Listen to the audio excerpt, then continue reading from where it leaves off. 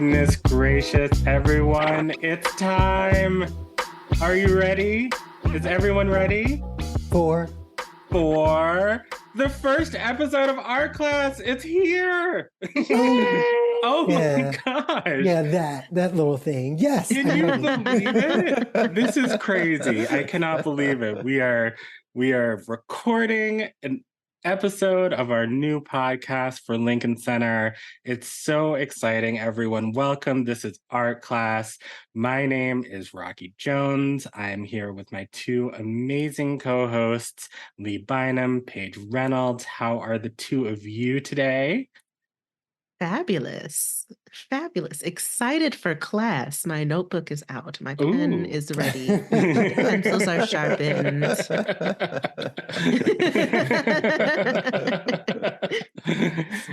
And Leah, are you ready for class? Same. Oh, good. I'm so glad. Well, this is Lincoln Center's brand new podcast, all about the arts and arts education. And we could not be more excited to be here and to bring you all the news that you can use about art and artists that are sitting at the intersection of beauty and innovation, and all of the amazing things that are happening out there in arts education, because it is so important to remember that arts and arts education are and always have been and always will be at the center of American life. Mm-hmm. And what better place than Lincoln Center to have that conversation? Am I right? Absolutely. So you all are probably wondering who we are. That's funny because we're wondering who they are. Right. And some of you might remember us from a little show that we did back in the day when we all worked together at Minnesota Opera called The Score. If you're not familiar, go ahead on and check it out. It's cute. But The Score was taking a look at opera and classical music through the lens of three Black queer opera administrators, arts administrators, and really looking at the industry through an anti-racist and anti-oppressive lens. And so Art Class is really all about sort of expanding that view, looking at what's happening in the arts today and how we can make the arts industry a much more inclusive and equitable space, especially for people who look and love like us. But of course, everyone is invited to the conversation, needless to say. But I think we should probably introduce ourselves and let people get to know us, instead of me just sort of lecturing. Although I guess this is our class. So that would make sense. But Paige, let the people know all about you. I want to know all about you. So I was born in, no, I'm not going to start there, but, I am from Detroit. I met these wonderful folks and the many other places I have lived after that. I'm currently speaking from New Orleans, and I am an artist.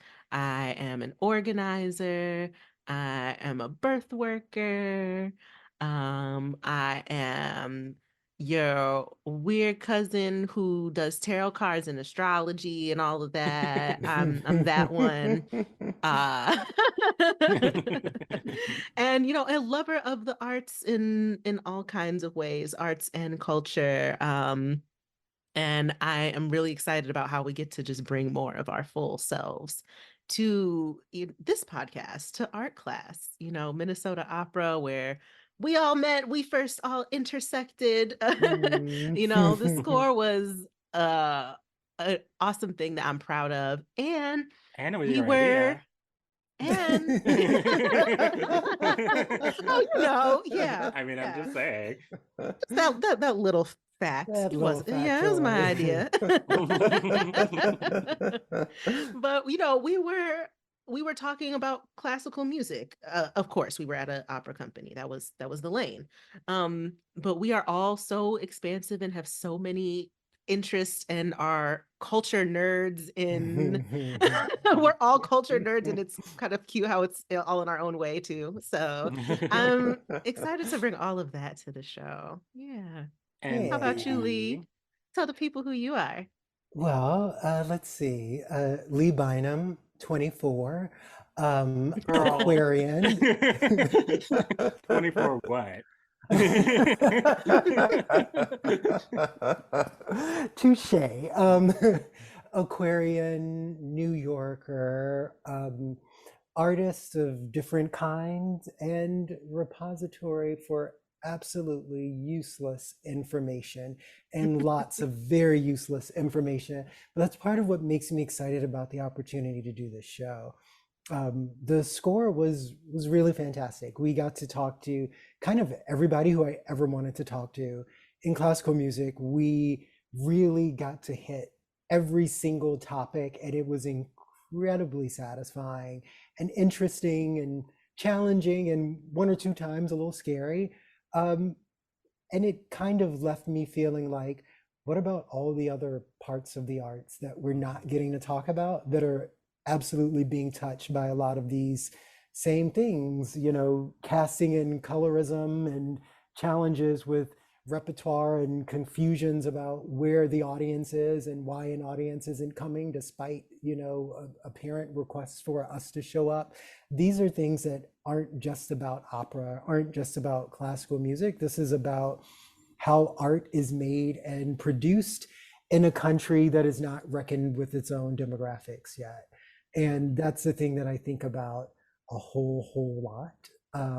So yeah, super excited to be here and, share a little bit about my life and my work, probably a lot about my cat, since she is the unofficial fourth co-host of the show, and probably also some free singing from my husband, who frequently will be singing in the background. And if I ever get a decent mic, it will be picked up somewhere on these recordings. So yeah, that is Lee in a nutshell. What about you, Rocky? Who are you? Well, before we get to me, I think it's also important that we mention that you are also the chief education officer at Lincoln Yeah, Center. just that little That's fact. important. That's important to mention. That's how I got this gig on the show, because I knew somebody somewhere. You had some friends in high places. Me, oh gosh, I'm so boring. No, I'm not. No, you're really not. My name's Rocky Jones, he, him. I'm an artist in a number of different disciplines, husband, father to the most beautiful kitty in all the land, Sagittarian, avid homosexual,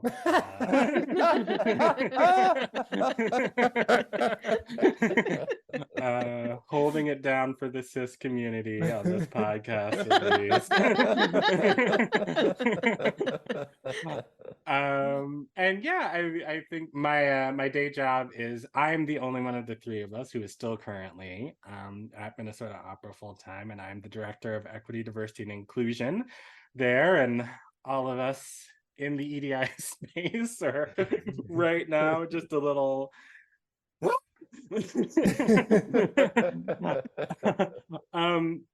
but a big part of my job is making sure that especially when it comes to the arts, we are creating, as I mentioned earlier, much more accessible and equitable and inclusive spaces. And so that's what I'm really interested and excited about.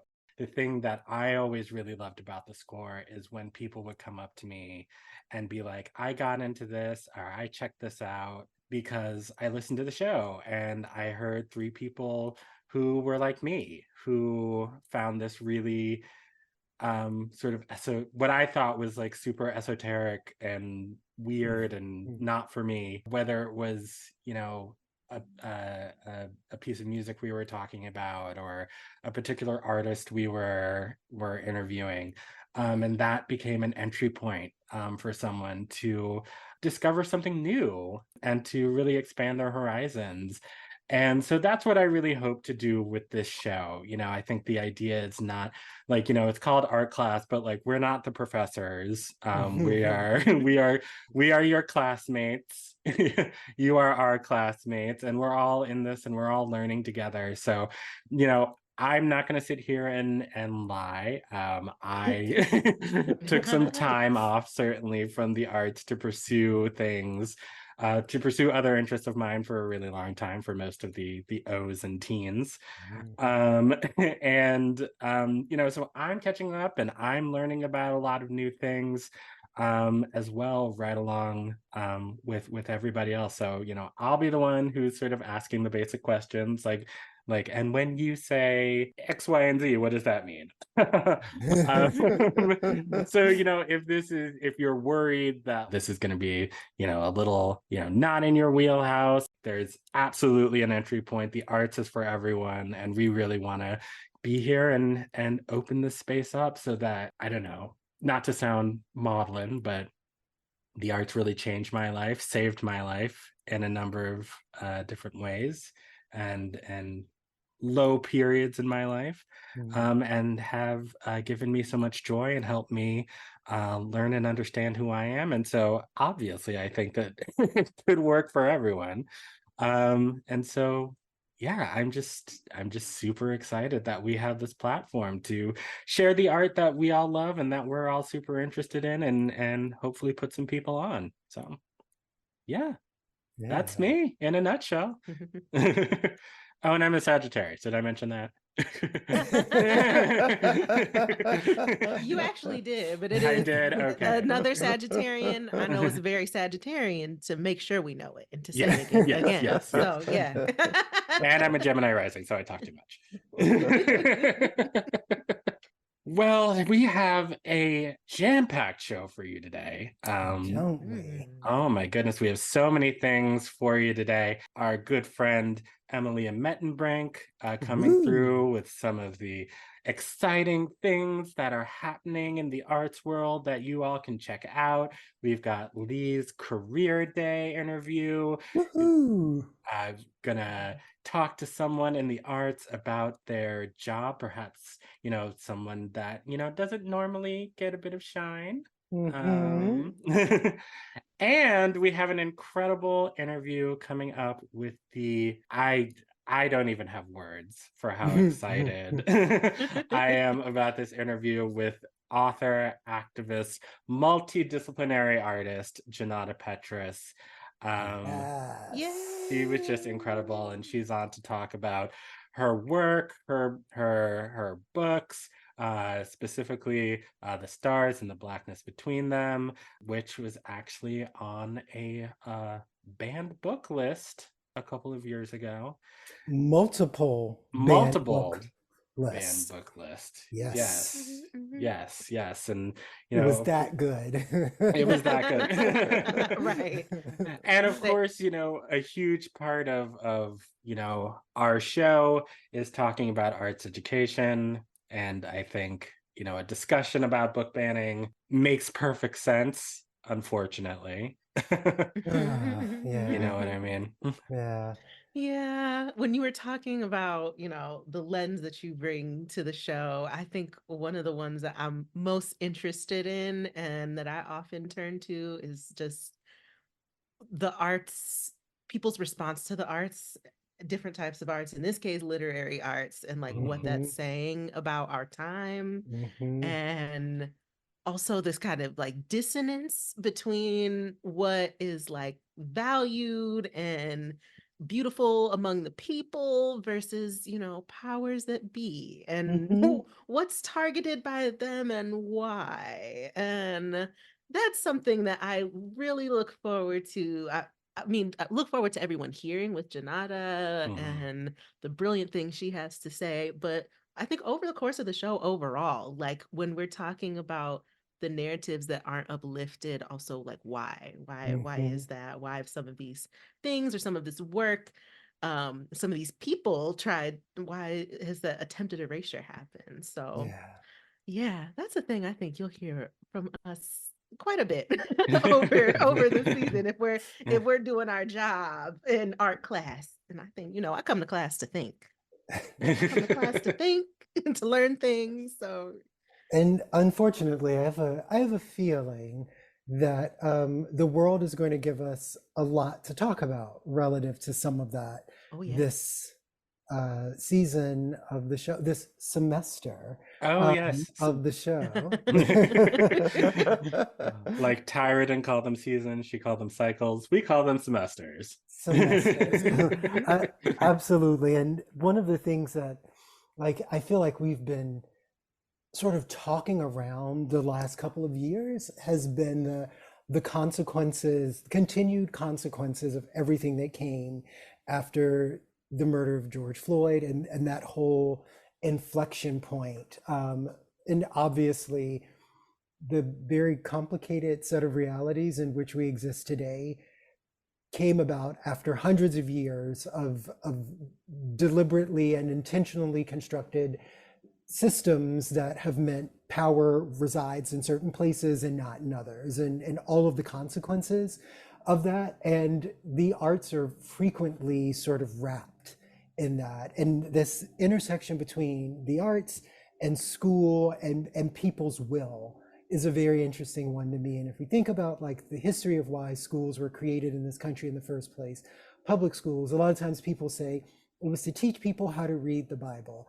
It was actually to teach people what it meant to be an American citizen as defined by whomever was in control at that particular moment. And being able to mandate what is and is not read is a very real part of how people not only define what your school experience is, but just what it means to be participating in the American polity, right?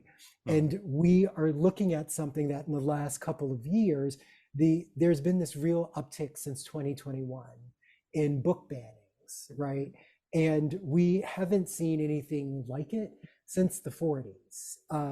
And generally, there are these things that are called cycles of outrage, which happen about every 20 years or so, where the sort of mainstream gets really animated around the idea that young people are becoming interested in some new piece of technology or some new thing that runs counter to how they understand kids to engage with the world, right? And they seek to ban things. And sometimes it's been books or rock and roll or pinball or video games or comic books, but it's often books, right? Because ideas can be so threatening to people's ability to control, right? And to maintain power. So where we really started to see it around 2021 was around race, identity, right? Identity is always very uncomfortable, and things about race in this country have consistently been over-policed, right? Anything having to do with race is going to be over-policed here. And then secondarily, around gender and sexuality. Again, nothing new. If you look at the cycles of what is banned, this frequently comes up. So like comic books were banned in the late 40s, and there were a lot of concerns about whether or not Batman and Robin living together in their cute little cave was going to turn kids all over the country queer. Like, and this is like stuff you can look up. Is that Congress for real? Wow, wait, that's for real? Very for real. Congress investigated it. Actually, the first time Congress was on television was in April of 1954, and they were investigating comic books and their effect on delinquency, and had numerous experts testifying as to whether or not comics actually were making kids delinquents, turning kids queer, making nice white kids behave more like inner city Black kids, a thing you've never heard before, right? Like these kinds of things were coming up then. And this most recent round of books that have been banned, it closely mirrors that. As a matter of fact, this comic book thing was interesting because they actually would collect and then burn comic books on school grounds in the 40s and early 50s. So like these kind of like fascistic ways of controlling how people, especially young people, access art is not new, even a little bit. And the kinds of things that were getting banned, conceptually paralleled the stuff that's getting banned now, in addition to our guest, Junauda Petrus, folks like Alice Walker, Toni Morrison, James Baldwin, their work is banned because they are talking about race and gender and sexuality in ways that are deeply discordant with how people want to control how those roles come to be and what people think they can be, right? So there's a lot here, and to be sure, it's not just books, but the book thing. I don't know how we can profess to have the First Amendment be our First Amendment and then at the same time say, but I'm going to control what speech and which ideas you even get to know exist, right?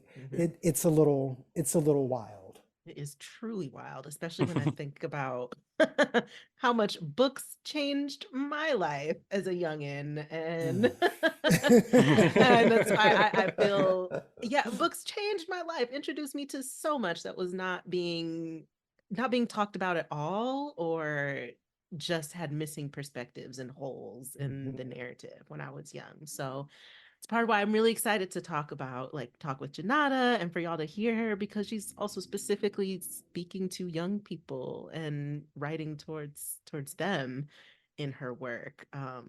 She'll hear a lot about a lot of her, a lot of all of us reflecting on how our younger selves felt seen and acknowledged. Yeah. Well, I say, why wait? Why wait? We've been teasing y'all long enough. I'm still stuck on Batman and Robin, but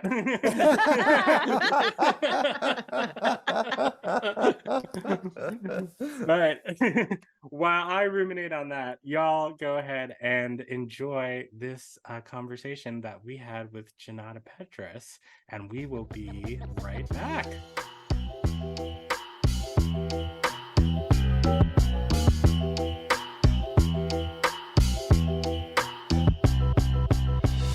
All right, everybody, welcome back to Art Class. Class is back in session, and we are here for a fabulous conversation with the brilliant, beautiful, talented, magical, my friend, Junauda Petrus. Yay! Junauda Petrus, yay, welcome. Welcome. I will read a short bio for her, and then we'll get into it. Junauda Petrus is a creative activist, writer, playwright, and multi-dimensional performance artist who was born on Dakota land, West Indian descended, and African sourced. Her work centers around Black wildness, futurism, ancestral healing, sweetness, speckle, and shimmer. She is the author of The Stars and the Blackness Between Them, winner of the 2020 Coretta Scott King Honor Book Award. Welcome. I should add to my bio that I also have a kids book out now called Can We Please Give the Police Department to the Grandmothers? Which I love that title so much. Is there something else that I would add? Oh, I also say that I'm a runaway witch and a cosmic bag lady and a soul sweetener. So those are kind of my official titles, as they say. All of that and so much more. A master storyteller. And speaking of stories, the stars and the blackness between them, we are all fresh after, off of checking it out. Well, I've checked it out a while ago, but my co-host here, I know we all have our reasons why it's important to us. So many identities that we all share in this room, being Black, being queer. But I would love to know specifically from you, why you found it important to write this book. Why'd you have to get this out there? That's a good question. Why? Because I feel like so many times with artwork, or art practices or art offerings, it finds you, it conjures you and pulls you into itself. So I feel like sometimes when I have to sort of orient myself in relationship to my artwork or my books, it's kind of oh, they really came to me and were like, girl, I need to tell you about me. And so Yeah, so in 2015, like I was doing a lot of kind of performance art that lived in like circus and puppet and mask spaces, and all like living within Black storytelling and Black stories and queer stories and family stories and hood stories. And then, this book idea or story idea came to me, and really, yeah, I was like, oh, okay, cool. Like I just started writing it. But it just showed up as this little seed, like a Black life, like two Black lives that were dealing with life threatening experiences. So one is the prison industrial complex, one is a literal, like life threatening illness, and how we will look at the value and the worth of Black life differently depending on all kinds of things, right? Like part of that inspiration came from seeing when a young Black person, or a Black person of any age rather, once they were murdered in police custody, they automatically went on trial. It'd be like, well, what was that kid doing beforehand? Or what do we know about them? Like, did they do anything? And it's like, wait a minute, what about who shot them? What about who was like supposed to be protecting them? So, but like, we could have value for Black life in other ways where it's like, oh my gosh, this person is sick, or this person is a superhero, or this person is sexy, or I don't know, an athlete. So yeah, I think with kind of being, I was really thinking about Black existentiality, Black ancestralness, Black sort of cosmologies, and Black queer sexiness and love and like young love and kind of that sort of he like that first kind of like, oh my gosh, this person Yeah. type of love, which I really wanted to see Black queerness in. Like I was so rare. I didn't really see it. So I think like a lot of young adult writers were writing books that felt very much like the ones we needed. Oh yeah, absolutely. So yeah. Mhm. I do feel like my young self needed this book. Absolutely. Very much. Absolutely. I mean, I feel like anybody who knows me well knows that I have been therapized within an inch of my life.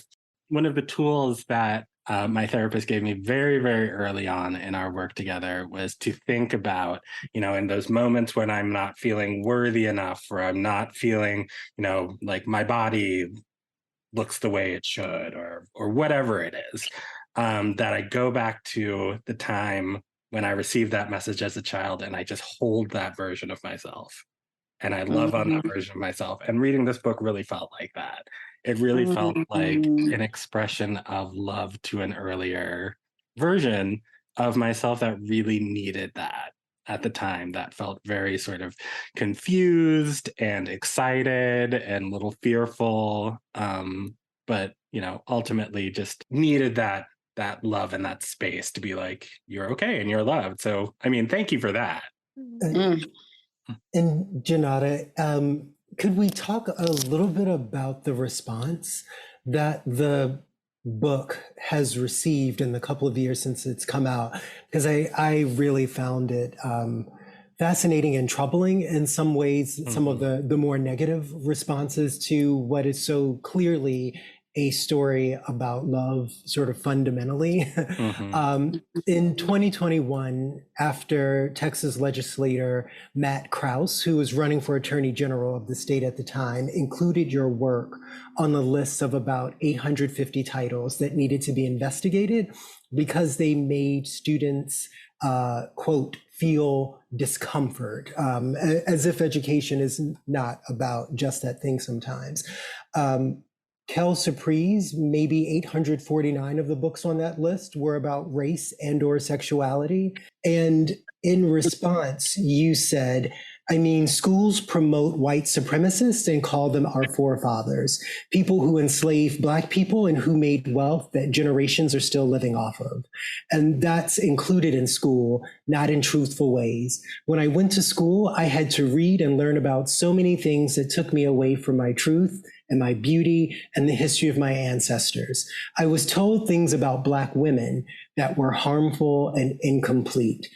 And kind of reading your novel, it was part of what was so beautiful about it, as everyone has just said, is that these are things that many of us live, but we almost never get to read about, right? Mm-hmm. So could you say a little bit about how the work might move towards creating a more complete story? Yeah, that's what I love about writing novels. It's like I get to sort of play and hang out and learn about all these different spirits. You know, my mentor, Alexis Duval, she calls like character spirits. So I'm like, yeah, these spirits. And I think a lot of what makes it acceptable in our society's eyes to oppress, to other, to destroy, to genocide people is once we're like, okay, those people are different, they're somehow less than, they're somehow problematic. And if those people were gone, or at least if they were oppressed, you know, and we were on top, then it's acceptable, right? So I feel like that's part of what these legislators are trying to do. If like you don't get to know that, like for example, in my book, that there's queerness everywhere in the world, you know, there's so many sweet, beautiful relationships that can be had, you know, in consensual ways and soulful ways that are queer, that, you know, even like my friends or people I know who are, you know, quote unquote straight. I don't know why I say that, but I say this, quote unquote straight. Are, you know, also talking about how this book offered them an invitation to sensuality, you know, to having a very sensual, you know, sort of exploration with romance and with pleasure.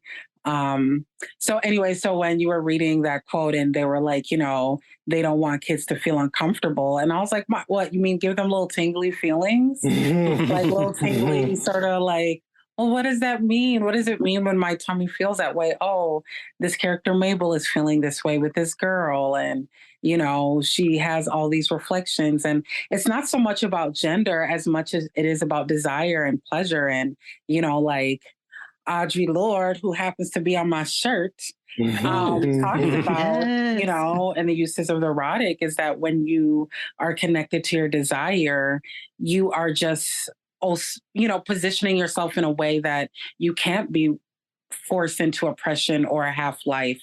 It becomes the thing that guides you. And so, yeah, I think that in addition to them saying it's about race and about sexuality, it's also about this, you know, kind of divine desire to live in a world that is more expansive and loving and nourishing and respectful and collective and all of these things that, in addition to being, you know, homophobic and anti-Black and racist, these people don't want us to know our true roots, our ancestry, our indigeneity, you know, even as stolen Black people, you know, we come from indigeneity, you know, on the continent, not these people who are like, oh, I'm Cherokee and Blackfoot. I don't know about y'all. But there's also us as people of African descent who are like, oh, yeah, when you go to Africa, which, you know, my wife is Cameroonian, you know, we just came back from Zanzibar in Tanzania, and seeing how people who are from their ancestral land,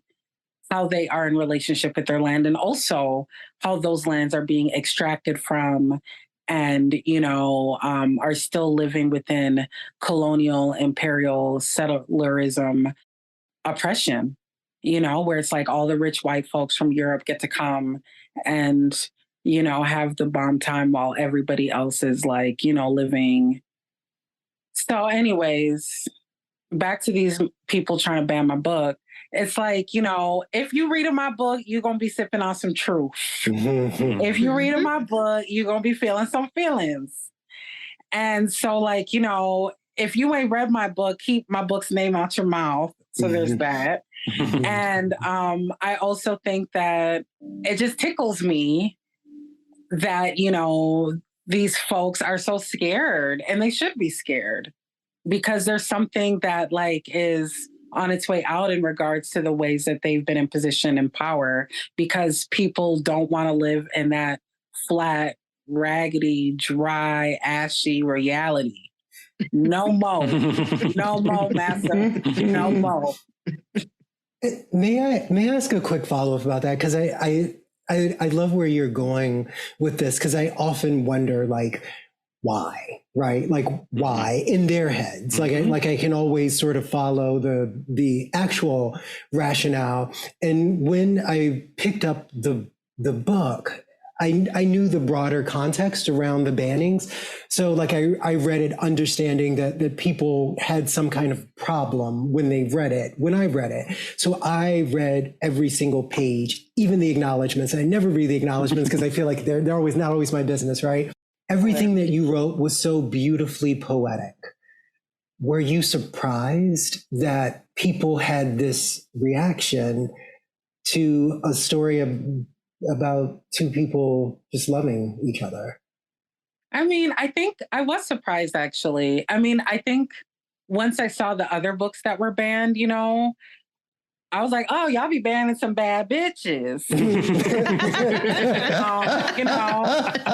Like y'all really be banning some bad. So I felt flattered, low key. You know what I'm saying? I felt flattered.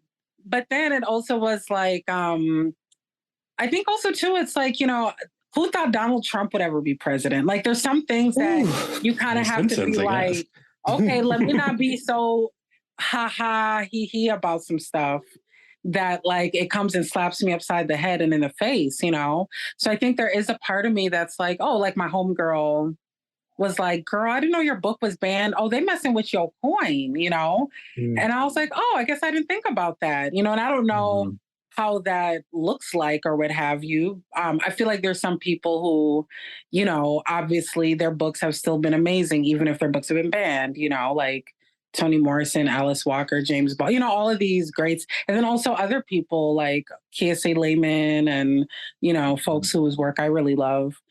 So, yeah, so I think I was surprised and also being like, wow, let me not underestimate, what it means, besides the like, the way it impacts my career.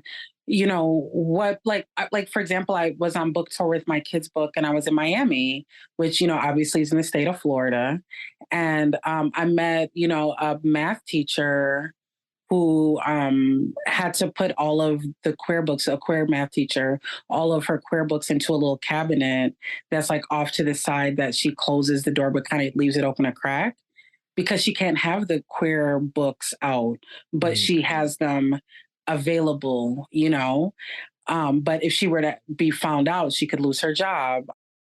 I met two people there who, in that time frame had lost their gender affirming healthcare. So that there's ways that, these laws and these ways of othering and positioning power and privilege, people are very serious about maintaining it, and part of it is these, knowledge wars and getting people to be afraid and to be idiots. Anyway, so yeah, so just back to that, like, yeah, being in Florida, I was like, okay, it's very tangible, because I also met with teens, like LGBTQ teens and, like BIPOC teens who are like doing leadership development with a couple of youth organizations whose names I don't remember right now. But like talking to like young trans kids and queer kids who are growing up in Florida right now. And yeah, they're in Miami, which is like so queer, so Caribbean, so BIPOC, but also is adjacent to a lot of these restrictive, conservative, backwards laws and, ways of thinking. So, yeah. It just makes me so sad when I think about it. But it gives me hope when I think about artists such as yourself who are creating spaces that these conversations can happen. And so you mentioned some bad bitches earlier. And I'm curious, especially given your Caribbean West Indian heritage, you've got a couple of bad bitch Caribbean West Indians here on the call. And I'm curious if you could talk a little bit more about sort of your heritage, your ancestry, and how that has influenced your work as well. Yeah. So yes, my mother's Trinidadian and my father's Crucian from St. Croix. And And I'm Black American. I was born in Minneapolis. And there's a lot of ways that, like, growing up, I didn't really track that my parents were immigrants. Just we were all Black, we was all in the hood. And I was teased because I acted like an Oreo, which I was like, okay. I think it's just because my accent was different. Because everybody in Minneapolis who's Black, a lot of people are from Chicago, they're from Milwaukee, they're from like that Southern migration through the Midwest. And I was like the random West Indian. So, yeah, I think for me, my parents felt like their own, just from their own, countries that, I mean, they literally were, but it was like their existence felt so foreign in that I was born in Minneapolis, Midwest, one of the coldest, snowiest places, and they're from the islands, surrounded in water. And I'm in the Midwest surrounded by earth, plains, cornfields, and Minneapolis is the land of 10,000 lakes, but that ain't no ocean. Mm-mm. And so I feel like there's a lot of ways that my parents, kind of origin being in places that are surrounded by water that feel very much like their own sort of universes, but very small places. My dad, St. Croix is pretty small. Trinidad is like pretty cosmopolitan in a lot of ways. And, there's parts of it that's very country and rural, but, Port of Spain, Laventil, where my mom is from, is like the hood, is like, real, concrete jungle. So yeah, I feel like they also are of the Windrush generation, which I just learned about, which is the generation of West Indian kids whose parents moved to the States or to Toronto or to New York and left them in the islands to be raised by whomever was left behind. And, both my parents, were that, like they weren't really raised by their parents until they were like in their teens, so there's ways that they have all that childhood trauma where I'm like, y'all, who raised y'all? Oh, nobody. Oh, auntie? Oh, your grandparents, maybe, But like, yeah, so it's sort of, I think so how this lives into my storytelling is a couple ways, like dialect. Like, I think from a young age, I knew that my mom spoke like a Trini. My dad spoke like a Crujan, and that's not even how Cruzans would speak. Cruzans is like Crujan, Crujan. Like that there's a difference to the islands. Like as much as like, I think there'd be this kind of, this Jamaican, like everybody was Jamaican growing up. If they were Caribbean, they were Jamaican, right? But to have a Trini mom and a Crucian father, and that they have a sense of how they think both of each other, something is wrong with the other island. It's like, something's wrong with y'all Trinis, something's wrong with y'all Crucians, but somehow they ended up together. And that I was a Yankee, you know what I mean? That I was born here, that like me as an American kid, I ain't understand this, that, and the other. And that all of the Black kids were like from Chicago. And I just wanted to be from Chicago. That's all I wanted. Because then I would fit in. My parents wouldn't have me looking all like West Indian and from the thrift store and from Marshalls and all, you know what I mean? Like there was just ways that my Caribbean identity wasn't like my friends, like my best friend, he's from Queens, right? So he was surrounded by West Indians, you know what I mean? Like, but me being from Minnesota, being West Indian, I felt like an anomaly, So actually moving to New York was an opportunity for me to be like, be connected with the Caribbean diaspora in a way. So anyways, I think like back to my book, like I think my characters are navigating that multi-diaspora lineage, because I think that there's a lot of like my Brooklyn friends who are just straight Black American, but they like, I'm basically Jamaican, you know what I'm saying? I'm from, like just the ways that our diaspora is not as, what's the word? Compartmentalized. Like, I think there's a lot of ways where it's like, we're Black Americans and we're Caribbean and we're from the continent. And all of that stuff is very like, those provincial aspects are very real. And I think there's so much ways that we are constantly borderless, that we as people, like when I'm in the Caribbean, I feel like I'm in the South. When I'm in the South, I feel like I'm in the islands. When I'm in Brooklyn, I feel like I'm in Trinity. Like there's just so much like limitlessness we hold within geography and within our embodiments and our, diaspora and dialects. So yeah, so when I write, I definitely like to have my characters sound like the story of who they are, and where they're from. So that's kind of my, kind of answer. But tell me about the island ancestry on this call. Like where y'all connected?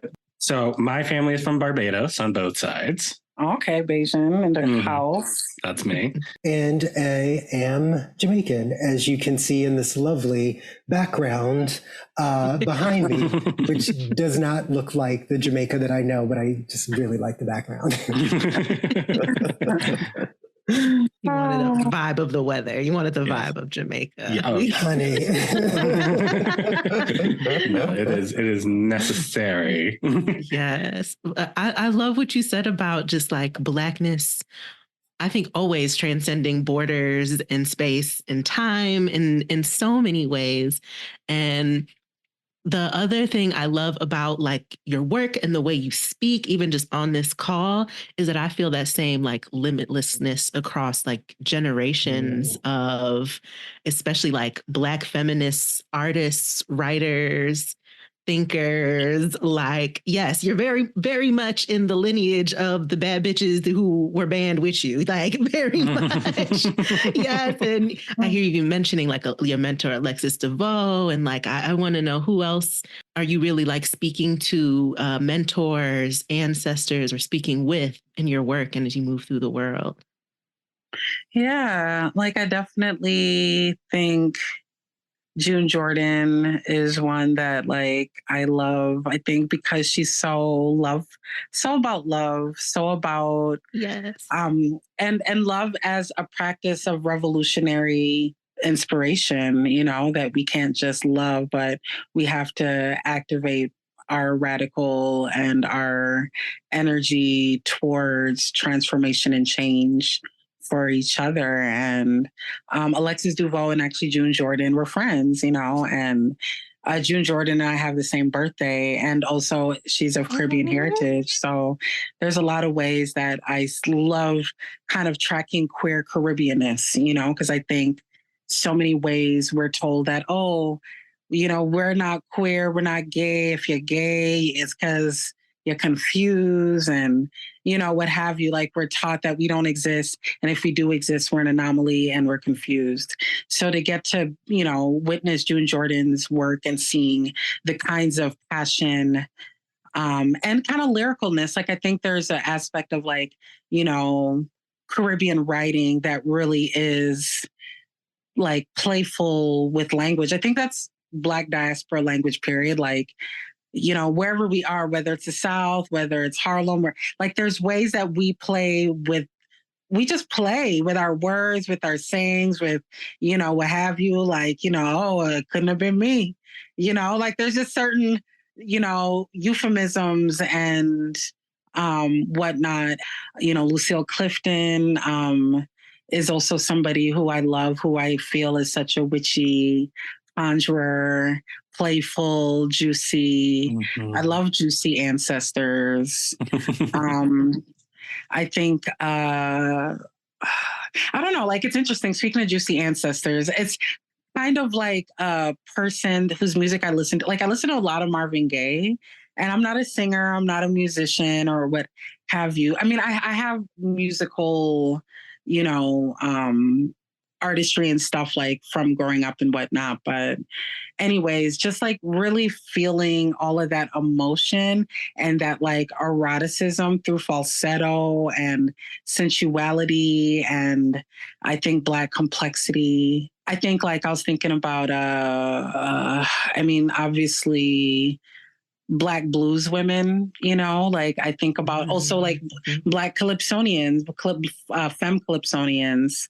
I'm thinking of all of these sort of Black women through time and space, especially through the experience of enslavement, have been able to maintain conversations with sexual agency and radical resistance. So yeah, like I feel that as a writer and as a creative, I very much identify with witchy, runaway witchy type of energy, sensual energy, people who want to it up and heal it up. And yeah, and like pleasure forward things, you know, like definitely even the book I'm writing right now is very much about, you know, it's a young adult novel again, but it's very much lives in the 90s, which has a different kind of, I don't know, like that 90s queer adolescent energy hit different. You know what I'm saying? So that's, you know, I guess what I'm channeling, even referencing all these people. These people's work and just like the love and expansiveness that's in it, like it doesn't try to be to itself. It always wants to like speak to us and make connections. And it's interesting when other people think it's trying to do the opposite. And I feel so much love and connection and lineage and community from just what these people put into the world, what people like you, what Alexis puts into the world, what June Jordan put into the world. Yeah. Ashe. Well, Lee mentioned your upcoming project. And so I would love to know more about that and what you're working on and what's coming up. Yay! Okay, cool. I'm glad you asked. Because I am really in love with my new project. It's called Black Circus.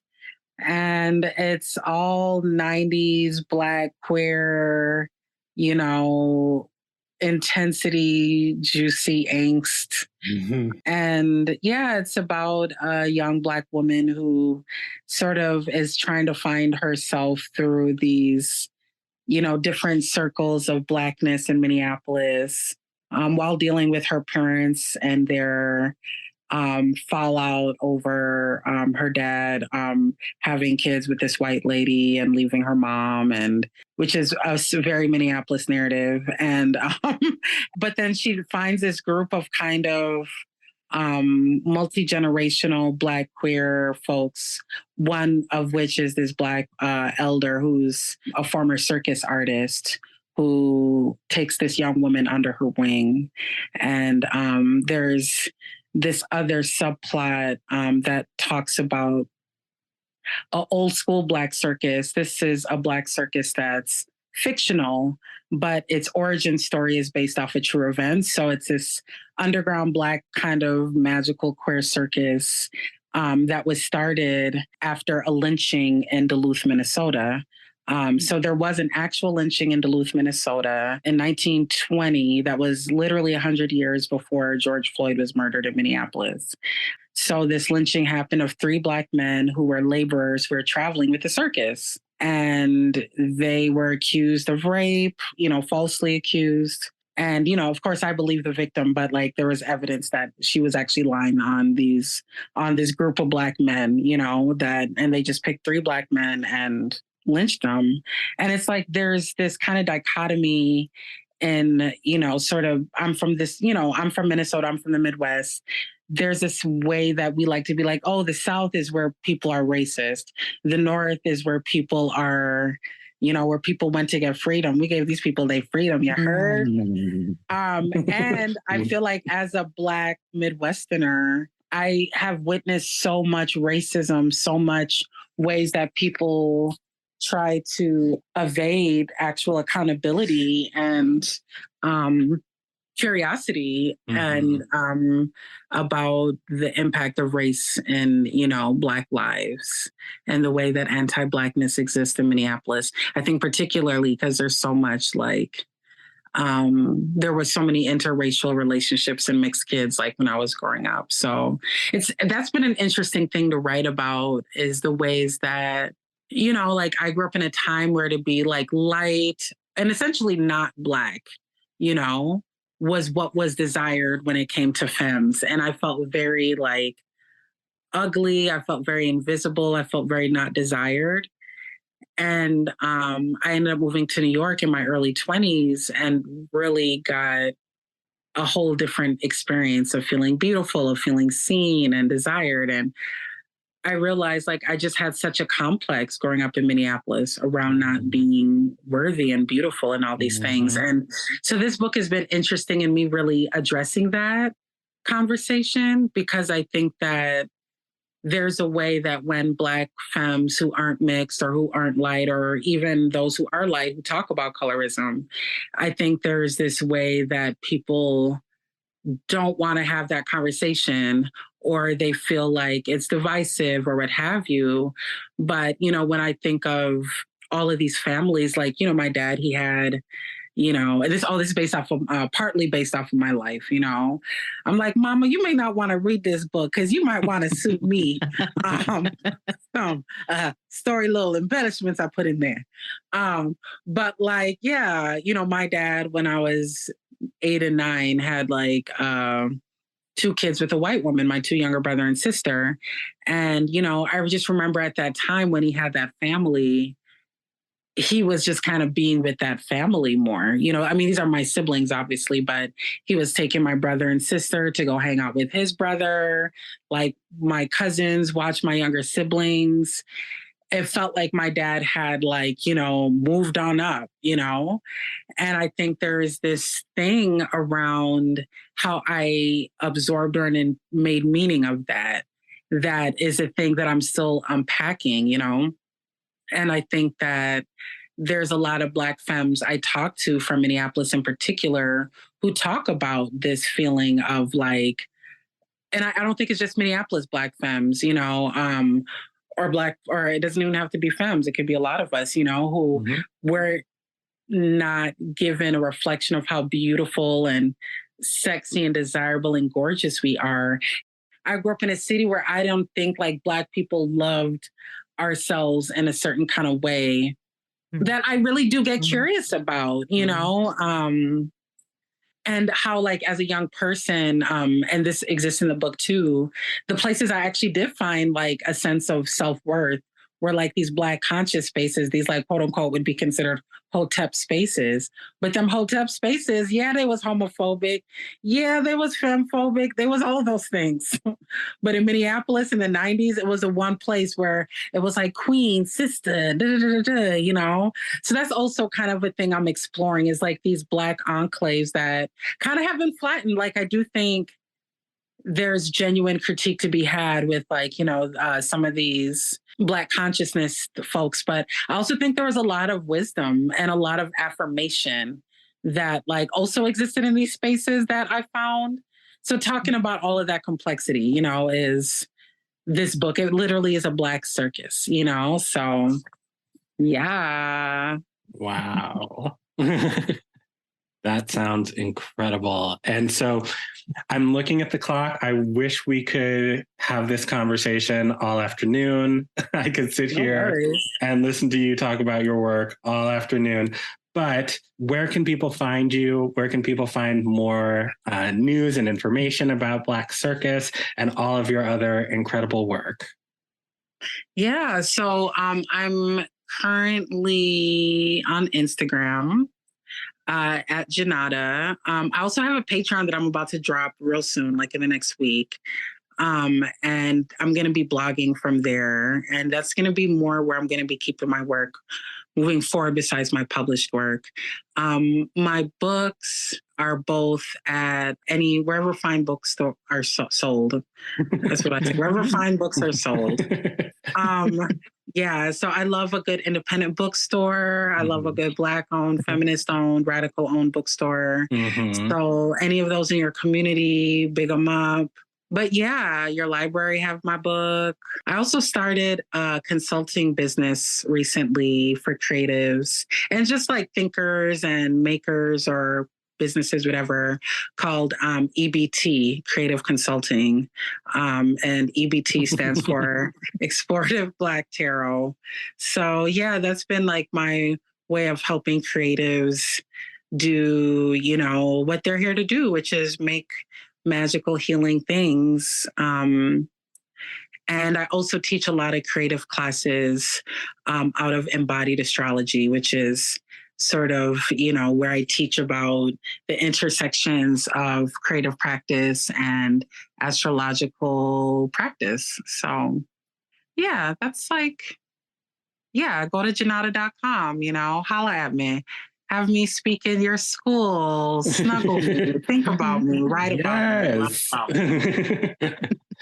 Yes, absolutely. Everybody go check out Junauda.com. We'll put links to all of that stuff in the show notes, and run Junauda some coins, please. That would be amazing. Year of tenderness. But Junauda, thank you so much for joining us today. And this was such an honor to speak with you and to have such a juicy conversation. Truly. Thank you so much. Thank y'all so much. Y'all are the best. And we will be right back with the morning announcements with our good friend, Emilia Mettenbrink.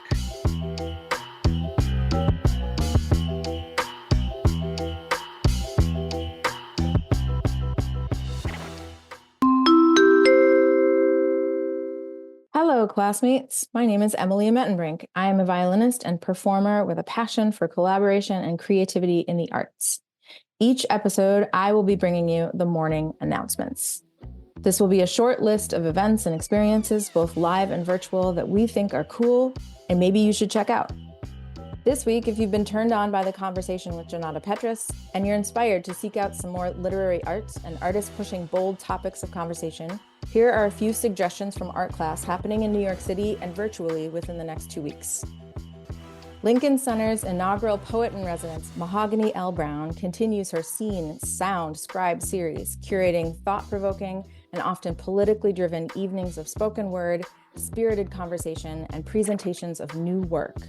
The January 20th iteration of the series features recitation and interviews with the poet and NEA fellow Nicole Seeley, who will discuss her latest collection, The Ferguson Report and Erasure, followed by poet Oliver de la Paz, who will be reading from his National Book Award long-listed collection, The Diaspora Sonnets.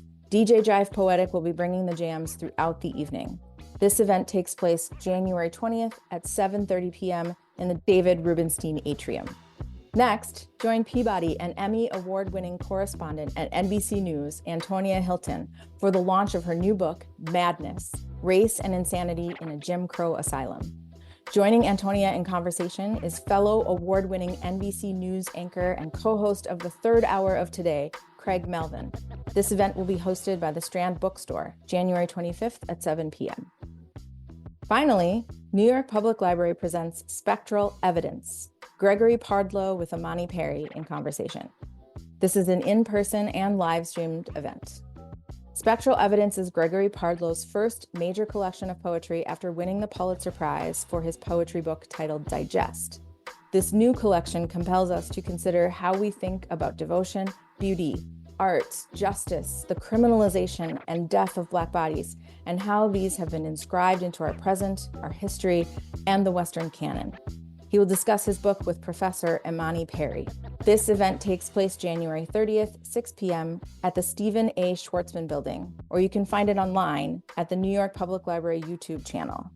If you'd like more information on any of these events, check out the links in the show notes. I'll be back next time with more cool live art for you to experience. Bye, friends.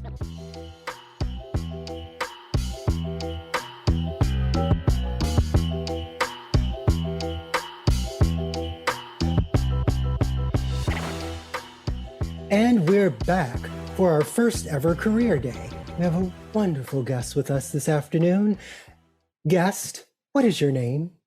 Hi, my name is Nathan Horowitz. And where are you located? I live in Los Angeles. What's your current job? I work as a Hollywood stuntman. Oh, what do you do in this line of work? Mostly fighting and falling over and getting thrown around a lot. How long have you been doing this? I, funny enough, just got a Google update from my first training video 6 years ago. Wow. I've lived in LA going on 4 years now and had a couple of years of experience in Chicago before moving out here. Oh, so how did you train for it and for how long? How long?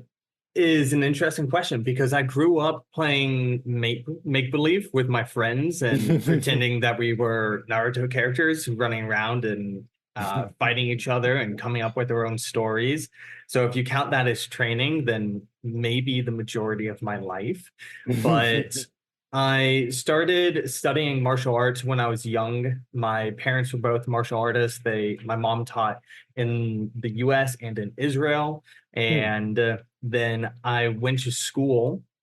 I went to college in Chicago for acting and stage combat at Columbia College, Chicago, and went through their program, spent the whole 4 years there, graduated, and then moved out to LA to focus a little bit more on screen fighting. And I've been here for 3 going on 4 years, specifically focusing on just stunt work. That is awesome. And can you talk a little bit about how you studied it in school? What did that look like? Yeah, so I would wake up, I would go to improv, then I would go to math, and then I would dash across campus to pick up swords and sling some steel for an hour and a half. We studied Shakespeare and sword fighting and unarmed combat.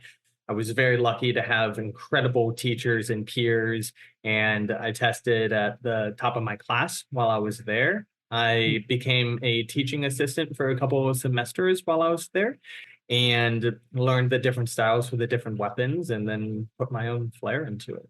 So could you say a little bit about what a day in the life of a Hollywood stunt person looks like? Well, right now it's waking up at 4:50 in the morning to drive an hour away, train from 6 a.m. till 9 a.m., sometimes till 12 p.m., come home, eat, go lift weights at the gym to make sure I'm staying in shape, and then rinse and repeat the next day. But training sessions differ a lot, and they also differ a lot from what the actual job is while you're on set. A day on set can vary from taking a single reaction, one fall, helping people move mats, helping teach actors, to maybe you're on set for 6 months, you're part of a core team, you're building the choreography, you're working with the fight coordinator and the stunt coordinator who are working with the director to completely create the vision for the action. So what kinds of misconceptions do people have about your job?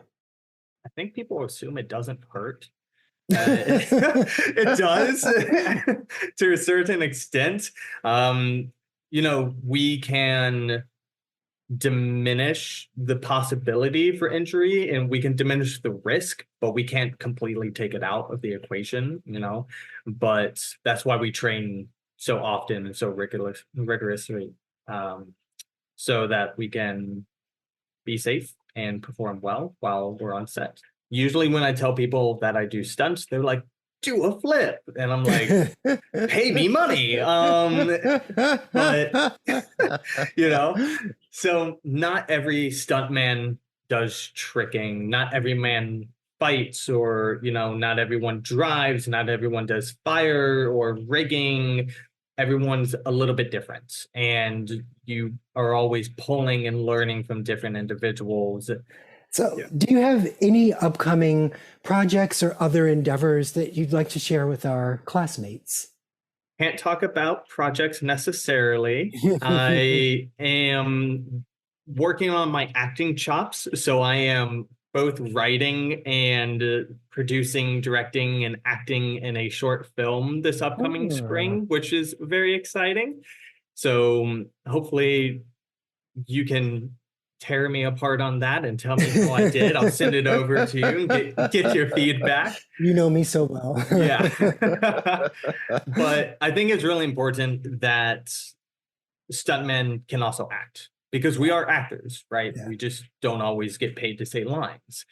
But if you can both act and, be a really good stuntman, it just makes you more marketable, which I think is important, especially moving forward in this industry.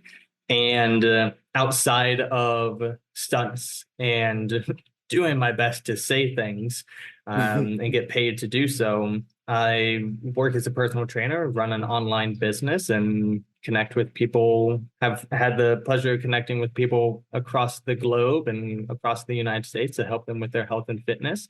It's called Stronger by Stunts. I don't make people do stunts, but later down the line, I would like to gear it towards actors and stuntmen to make sure that we are healthy and strong and can deliver the most pristine performance possible. But right now, I'm open to training everyone.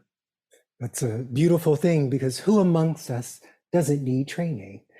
But Nathan, super excited about everything you've shared. This sounds absolutely amazing. Can't wait to check out the film.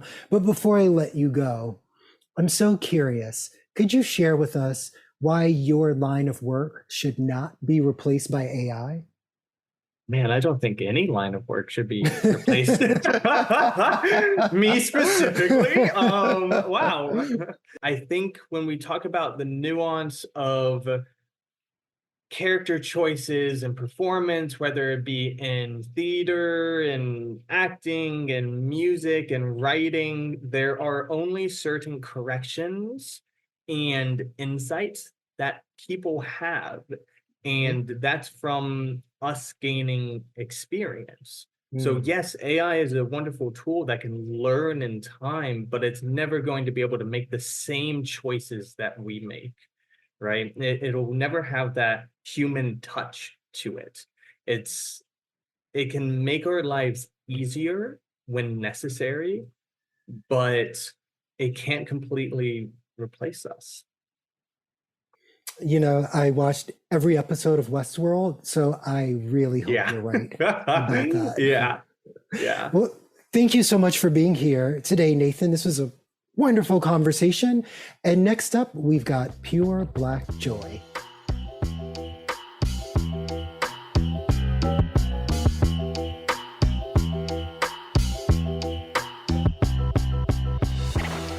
All right, we are back, and it is time for our last segment of the show before we all let you go, before that final bell rings. So this is a tradition that we carried over from the score, and we just like to end the show on just a note of joy, because there is so much nonsense and insanity happening in the world that no matter, what topics we're talking about, it's really important to end the show just on a note of joy, because, especially like in the work that I do, if there's no joy, if we can't point out those moments of joy, what is the point of doing all of this? And so we call this segment Pure Black Joy, or PB&J, a little snack for your soul. And so, maybe all of us collectively have a moment of pure Black joy, or individually we all have a moment of pure Black joy. But I think this week we're going to do individual. So, Lee, do you want to kick us off? Yeah. My pure Black joy this week is right on theme. It comes to us from a really wonderful writer and educator right here in New York City, Cleaver Cruz, a Black queer Dominican American writer and educator, has a brand new book out, just came out December 19th. It is called The Black Joy Project, and it focuses on sharing moments of pure, unadulterated, visual Black joy from around the globe, over 100 images that capture the ways that we as Black people thrive in the face of systemic oppression, and how that joy remains an essential act of our resistance and a source of our resilience. So go out and get you a copy. It is available, in the words of Junauda Petrus, everywhere fine books are sold. And go out and get you one of these visual love letters to how it is that Black people thrive all over the world. Yes, Sounds absolutely. Yes. Well, somebody understood the assignment this week. Teacher's pet. Right. Well, mine is also, literary related. I did the homework to the best of my abilities. Some of you may be familiar with the young adult novel series Children of Blood and Bone by Tomi Adeyemi. Yes. And I loved the book. I loved it for my younger self, who just loved anything fantasy related, and to have it be Black focused. But now my older self loves it because it represents some Black spiritual traditions, the Orisha tradition that is, from stemming in Nigeria, but honored by Black folks all over the diaspora now, especially in places like Brazil, Cuba, here in the US too. And I'm a practitioner at African traditional religions. So to have a young adult book that represents those traditions and is out there is wonderful. But it's, in case you didn't know, in case you love the book like me but didn't know, there is a movie coming out. It has been in the works. In fact, I believe Homegirl has a deal for both the books to be adapted into movies already. But the first one is on the way, and it was just announced that Gina Prince Bythewood would be the director. Okay. Yes, I am so excited. So if you are not familiar with her work, she worked on The Woman King, was at the helm of that project. Shout out to The Woman King. Justice for The Woman King, still to this day. We all know did not get the attention it deserved. Also Secret Life of Bees, the Black classic Love and Basketball. So Children of Blood and Bone is just such an epic story, and Gina Prince Bythewood's work is just already, I think, fabulous, and clearly made it into the Black classic film collection. So I know this is set to be epic, and I'm very, very excited. Yay. I did not know you were a fan of the series, Paige. The third book in the series is coming out this spring or this summer, so I'm super excited about it. Didn't know about the movie. This changes everything.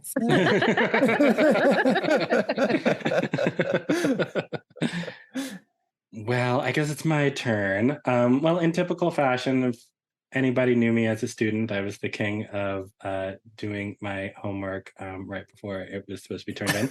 So, but I don't know if mine is super on theme necessarily, but at the risk of sort of sounding like Lady Gaga and her whole 100 people in a room story, mine is just really that we get to do this. And we get to be together every couple of weeks and catch up and, bring the arts and arts education to all these people. And especially at an institution like Lincoln Center. I went to college in New York City, and whenever I was lonely or I was sad or, whatever, I would go down to that Tower Records that was at 66th and Broadway. And I was too poor to actually be able to buy any CDs or anything. So I would just sit in the stand at the listening station and listen to music and just sort of look over at Lincoln Center and be like, someday, maybe, hopefully. And, it took me 20 years, but we're here and we made it and we're doing it. And it's so exciting to be able to do this show for such an amazing organization and to do it with the two of you. And it's just like, I don't know, it's just kind of amazing. It just kind of blows my mind. So that just makes me really happy. And yeah, I hope it makes you really happy too.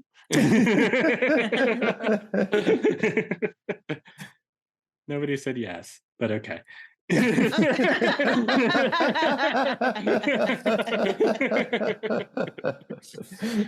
Well, that brings us to the end of the show, and we just want to thank all of you out there for joining us for our first episode of Art Class. Like I said, this is a dream come true, and we will be back in 2 weeks with another episode. And I don't know, Paige, do you want to give a little bit of a little tease? A reality Von tease? Sure. So one of the things you'll be hearing about throughout the season and starting next episode is Black folks and folk music. What is our connection to it? If you don't think of us as connected to it, why is that? But for real, getting into the roots, getting into actually its connections, in case you didn't know, to our family across the African diaspora and to our root on the continent as well, and just how that has evolved through the years. We'll talk to folks about history, but also folks who are currently performing folk music, documenting Black folks' relationship to it specifically, and how they're showing other Black folks how to preserve that part of our cultural heritage. So I'm very excited. Yes. We're all very excited. Can't wait to hear that. And I think that's it. I think that's all we got, unless I'm forgetting anything. Any words of wisdom, y'all, before we leave? Oh, I have one. You do? Oh, awesome. Subscribe to Art Class, please, wherever fine podcasts are aggregated. It'll make your life better. I agree. That would be very wise. Yes, incredibly wise. All right. So that's it. And we'll see you all in 2 weeks. Thanks, Paige. Thanks, Lee. Thanks, everyone, for listening. And thanks to me and to Lincoln Center and everyone who helps us put the show together.